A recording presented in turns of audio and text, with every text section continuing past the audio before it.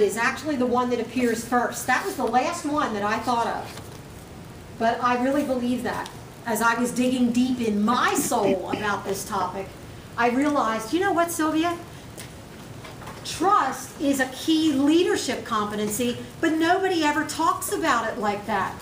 If you would be going to a presentation on key leadership competencies, probably you have a greater than 9 out of 10 chance of not seeing trust listed as one of those leadership competencies.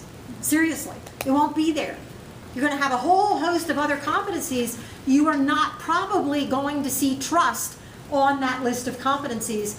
And I feel so passionate about the fact that I think that it is a key leadership competency, if not the central leadership competency.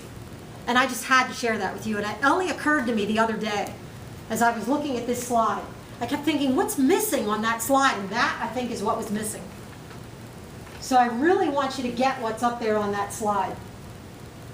What do I mean by pillar for influence? That trust is a pillar for influence. What in the world am I talking about there? Influencing who? In terms of employment, if your employees don't trust you, then they're not going to believe anything that you say. And so you're not going to have the impact upon those employees, right? Right. That you would like to have. You will not be that center of influence for the staff that you would like to be if they don't view you as foundationally trustworthy, you see. Yeah, that's really important.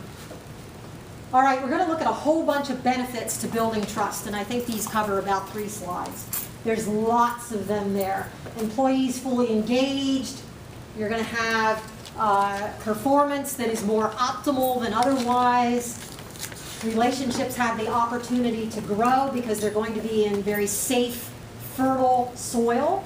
Communication is real and clear. You know, if you're in an environment where there is moderate trust or low or almost non-existent trust, you're probably going to have lousy communication or non-existent communication. And some of you, I'm not asking for a show of hands here because I would never embarrass people in terms of your companies and who you work for, but you know in your heart, if that's true at your organization, where there's only moderate or low or non-existent trust, you're not going to have real communication, because real communication simply cannot happen.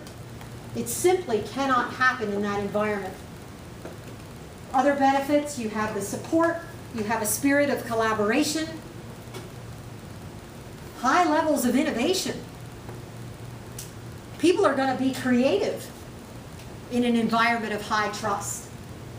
You're also going to be able to be more successful retaining your key talent, because when people are working in an environment with moderate, low, or non-existent trust, believe me, they're not going to stay there very long unless maybe they believe they can't get another job and they're financially desperate.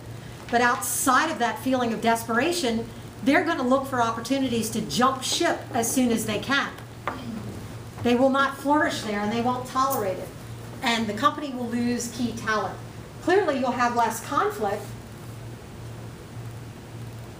less negative game playing that hurts everybody, less win-lose thinking, fewer hidden agendas. You know, all of those kind of all fit together. You'll have less secrecy, fewer malicious politics. Politics is part of every organization, so I don't want to kid you about that. It exists everywhere. But politics doesn't necessarily have to be bad. You'll have less malicious politics going on in an environment of trust. And you'll have less of a desire to undermine the good stuff that needs to happen.